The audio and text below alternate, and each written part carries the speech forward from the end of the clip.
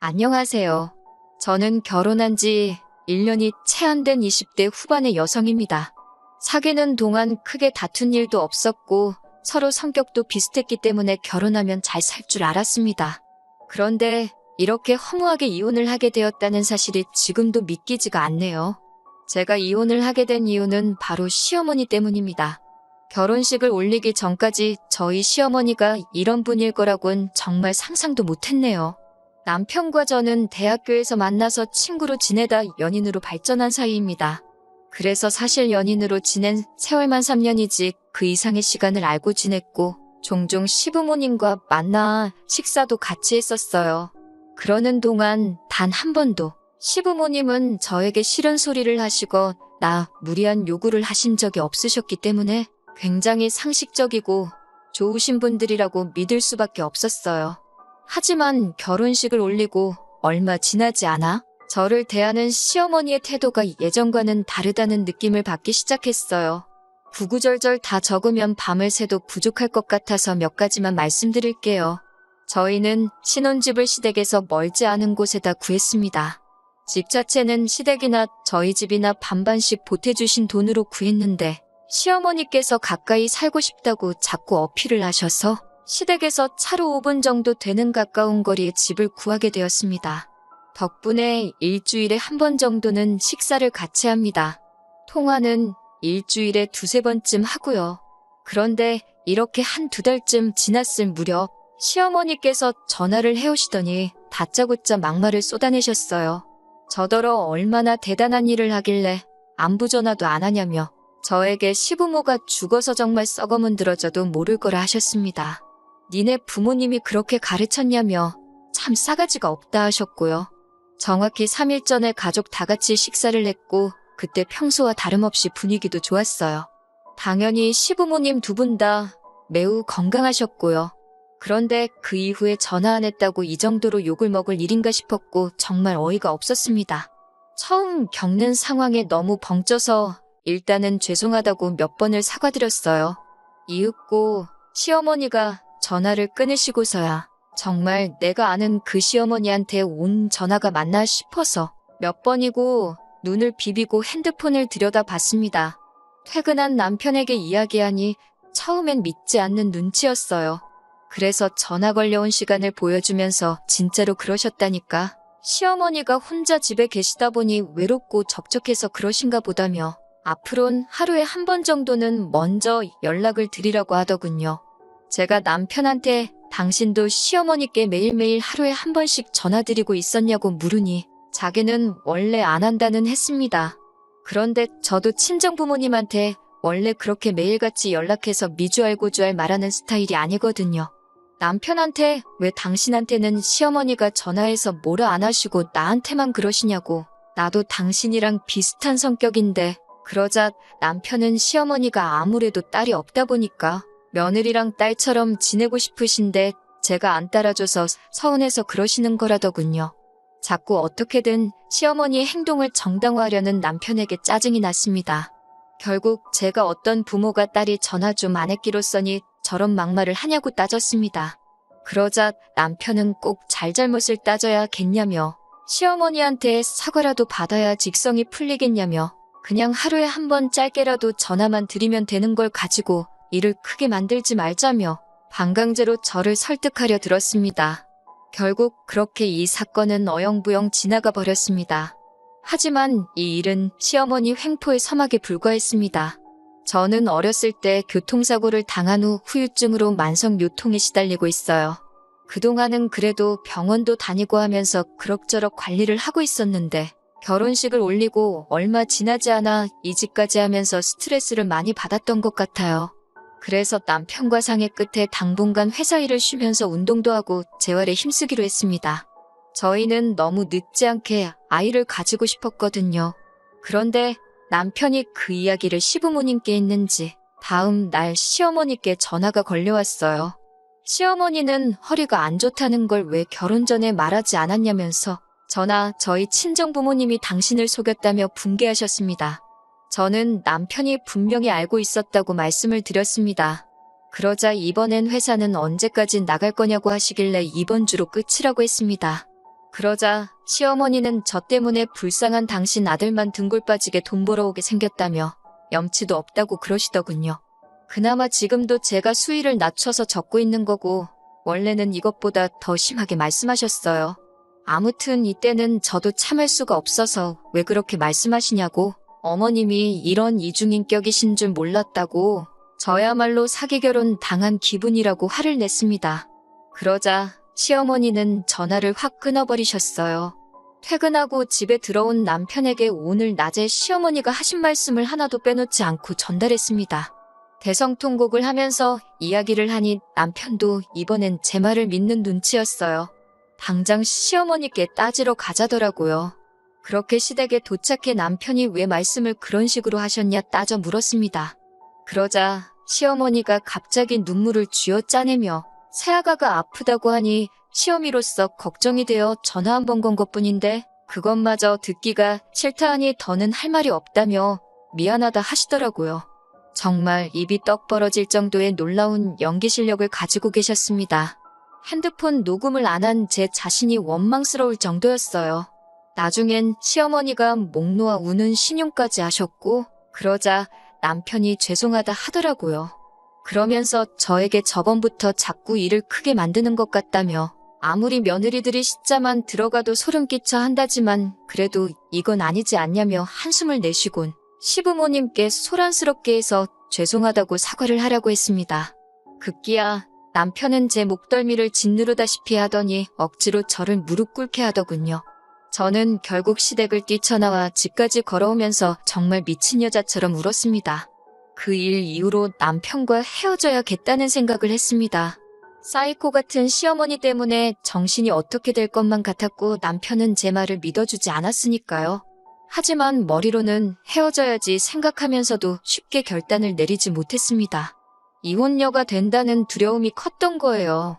결국 결단을 내리지 못하고 며칠 동안 시간만 흘러갔어요. 스트레스 때문인지 몸이 좋지가 않아서 병원을 찾았다가 제가 임신을 했다는 놀라운 소식을 듣게 되었습니다. 임신 4주차였어요. 이혼을 생각했던 마음도 눈 녹듯 사라졌고 남편과 저는 서로 노력하며 살자고 다짐했습니다. 그 어느 때보다 행복하고 기뻤어요. 그리고 2주 후 임신 6주차가 되었을 때 찾은 병원에서 뱃속의 아이가 쌍둥이라는 사실을 알게 되었어요. 자연 임신의 일란성 쌍둥이로 굉장히 드문 경우라고 하더군요.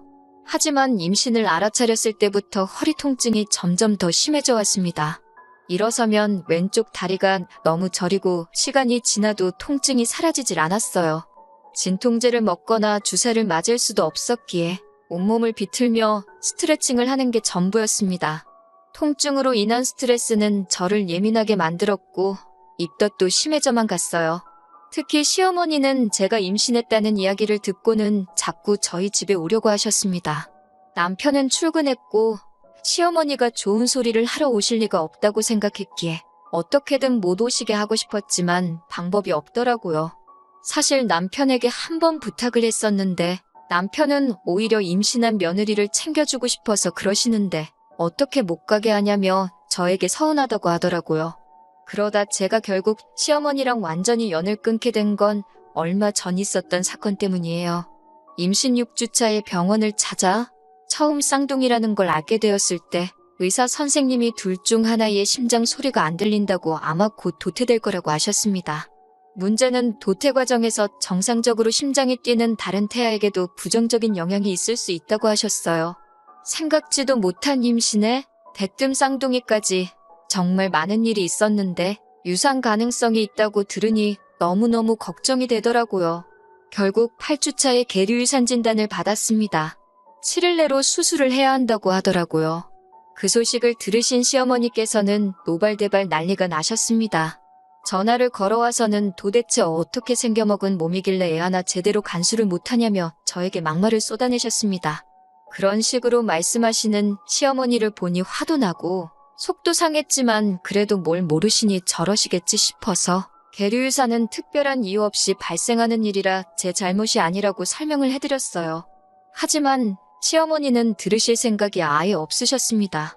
그냥 처음부터 저를 비난하고 싶으셨던 거겠지요. 저에게 애 낳기 싫어서 몰래 약이라도 먹은 거 아니냐고 그러시더군요.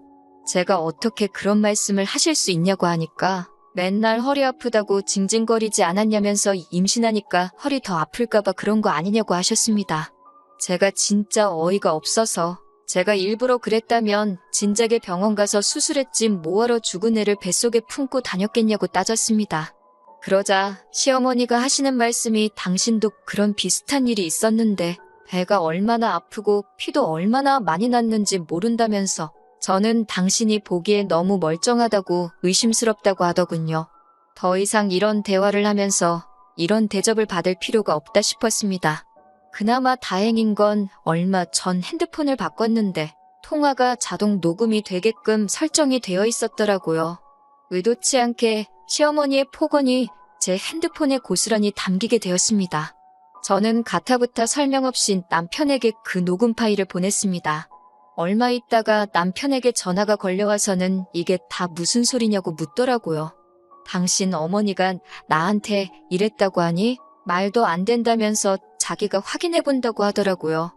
저도 더는 신경 쓰고 싶지 않아 그냥 헤어지자고 했습니다. 시어머니랑 확인을 하든 말든 이제는 관심도 없고 이혼하고 싶다고요. 그리고 그 길로 단촐하게 짐만 챙겨서 친정으로 향했습니다. 연락도 없이 친정에 찾아갔으니 친정 부모님이 많이 놀라신 눈치였어요. 그동안 제가 시어머니랑 사이가 안 좋다는 건 어렴풋이 아셨을 테지만 그래도 한 번도 제가 미주알고주알 얘기한 적이 없었기에 막연히 둘이 알아서 잘 살겠지 생각하셨다고 했습니다. 저는 그동안 쌓여왔던 울분과 서름을 토해내듯 부모님 앞에서 울었습니다. 친정 부모님은 차라리 얘가 없으니 잘 됐다며 그냥 이대로 여기서 당신들과 살자고 하셨습니다. 이튿날 친정어머니와 함께 다시 원래 살던 동네로 돌아와 산부인과에 갔습니다. 가서 수술을 하고 3일간 입원도 해야만 했어요. 남편은 그 와중에 출장이 잡히는 바람에 제 옆에 있지 않았어요. 미안하다고 몇 번 사과는 하더라고요. 아무튼 퇴원 후 저는 남은 짐을 마저 챙기러 집으로 향했어요. 집에는 시어머니가 계셨습니다. 시어머니는 저와 저희 어머니를 번갈아 보더니 아무리 딸이 친정에 찾아왔어도 돌려보내는 게 부모의 도리 아니냐며 자식 교육을 더 엄하게 시키셔야겠다고 기어이 한마디 하시더라고요. 그리고 저는 처음으로 저희 친정어머니가 다른 사람 머리채 잡는 모습을 보게 되었습니다. 친정어머니는 제가 생전 듣도 보도 못한 쌍욕을 하시며 시어머니께 오늘 너 죽고 나 죽자며 달라드셨습니다. 시끄러운 싸움 소리에 옆집 부부가 쫓아나왔다가 두 분의 싸움을 말리셨는데 나중에 보니 저희 친정어머니 손에 머리카락이 한 움큼 잡혀 있었네요. 사돈끼리 이렇게까지 싸웠으니 더는 수습할 방법이 없었고 결국 남편과도 이혼하게 되었습니다. 남편에게 시어머니가 하신 폭언을 들려주며 합의 이혼을 할 건지 아니면 소송으로 가고 싶은지 물었습니다.